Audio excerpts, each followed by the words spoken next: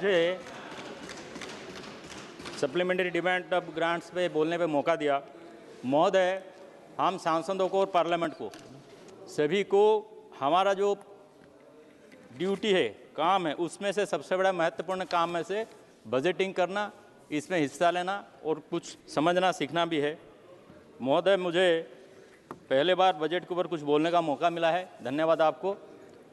महोदय, हम अगर देखेंगे 2014 और पहले 2014 के पहले और बाद का, जब से मोदी जी आए हैं, बजटिंग का सिस्टम को जो सिस्टमेटिक तरीके से इतना सुंदर तंदुरुस्त किए हैं कि इसमें रेवेन्यू बढ़ने के साथ साथ खर्चा भी बहुत पारदर्शी तरीके से, ट्रांसपेरेंट तरीके से हो सक रहा है। महोदय, मुझे याद है, मैं तो 16वीं लोकसभा में था, शायद जब उस टाइम का पहला बजट 16 लाख करोड़ के आसपास था। आज वो बढ़ के बीते 11 साल में 50,65,000 करोड़ 345 करोड़ का बजट हुआ है हिस्सा। और बीते साल महोदय, जैसे बजट होने के बाद सप्लीमेंट्री बजट करने का जो व्यवस्था रहा है, बीते सरकार ने हर सेशन में एक सप्लीमेंट्री बजट ग्रांट्स का सप्लीमेंट्री डिमांड पर चर्चा करने का और उस पास करने का व्यवस्था था। उससे होता था क्या महोदय कि ना तो कोई क्लियर तरीका था कि क्या करना है, कैसे खर्चा किस विषय पे करना है, पर उसको मोदी जी ने हटा के साल में 2 सप्लीमेंट्री लाए हैं बजट पर ग्रांट डिस्कशन करने के लिए, पास करने के लिए, वो इंटर सेशन में और जो बजट सेशन में है। इससे हुआ क्या है, इसके साथ साथ और इतने सारे लाए हैं। पहले बजट देने का, पैसा एलोकेशन करने का जो तरीका था कि करीब 60,000 अकाउंट में पैसा जाता था और कौन से अकाउंट में कितना है कि स्टेट गवर्नमेंट का account, central government scheme, state government, इतना मिक्सअप था कि सेंटर को भी मॉनिटरिंग करने में बड़ा दिक्कत जाता था।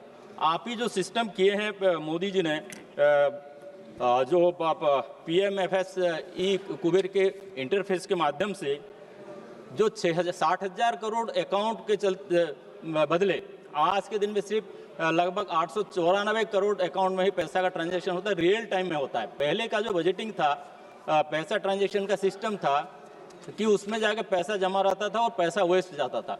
ये जो रियल टाइम बजटिंग के system, real time data fund transfer के चलते करीब 15,000 करोड़ का ये फायदा हुआ है ये गवर्नमेंट को।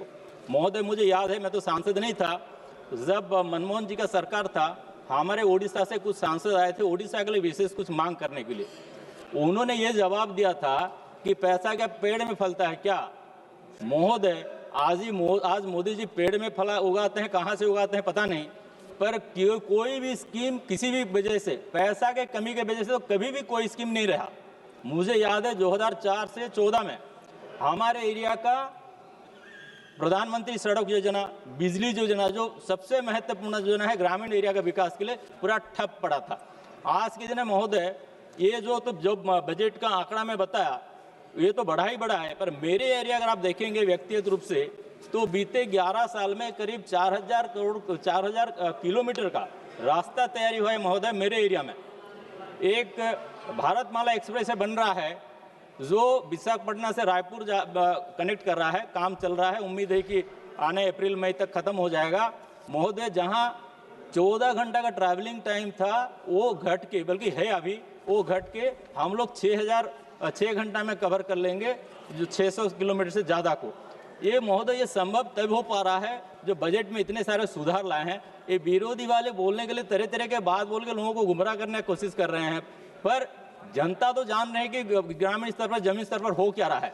मेरे जैसे पिछड़े एरिया में महोदय, जहां रेलवे लाइन नहीं के बराबर थी, मतलब वो करीब 40-50 किलोमीटर रेलवे लाइन एक्रॉस मेरे क्षेत्र में पास होने के अलावा 2 जिले में मलकानगिरी, नवरंगपुर कुछ भी नहीं रहा। लेकिन महोदय देखिए, बीते ये 11 साल में 2016-17 में पहली बार सैंक्शन किए और अभी 24 में सैंक्शन किए हैं। कुल मिला के भद्राचलम से मलकानगिरी, जयपुर, नवरंगपुर, जूनागढ़ 460 किलोमीटर का नया रेलवे लाइन महोदय सैंक्शन हुआ है, जो स्वाधीन भारत में समझ लीजिए second longest new railway project है। पहला लॉन्गेस्ट अगर कहेंगे हम तो मैंगलोर से मुंबई था 750 किलोमीटर का। मेरे जैसे पिछड़ा एरिया को इतना लंबा लाइन का रेलवे प्रोजेक्ट महोदय, हम खुद भी सपने में नहीं सोचे थे कि ये सैंक्शन होगा। तो ये कैसे संभव हो रहा है? संभव इसलिए हो रहा है कि मोदी जी को जो संस्कार सभी में, बजटिंग में, एक्सपेंडिचर में और प्लानिंग में, रेवेन्यू में इतने सारे महोदय अभी देख लीजिए कि जब लिमिट इनकम टैक्स का लिमिट 12 लाख बढ़ा देने के बाद भी जीएसटी में रिकॉर्ड कलेक्शन हो रहा है, रेवेन्यू कलेक्शन में रिकॉर्ड कलेक्शन हो रहा है।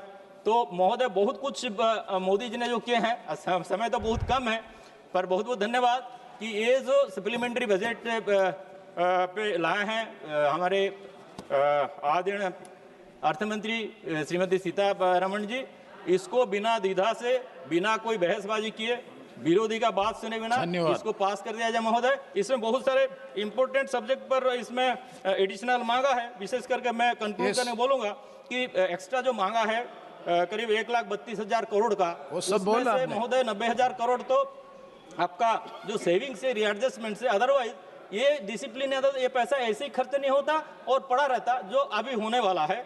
और करीब 41,000 करोड़ एक्स्ट्रा जरूरत पड़ रहा है, उसमें मोटा मोटी जो एक्स्ट्रा खर्चा होने वाला है केमिकल फर्टिलाइजर में, पेट्रोलियम में, होम अफेयर्स में, फाइनेंस में, एजुकेशन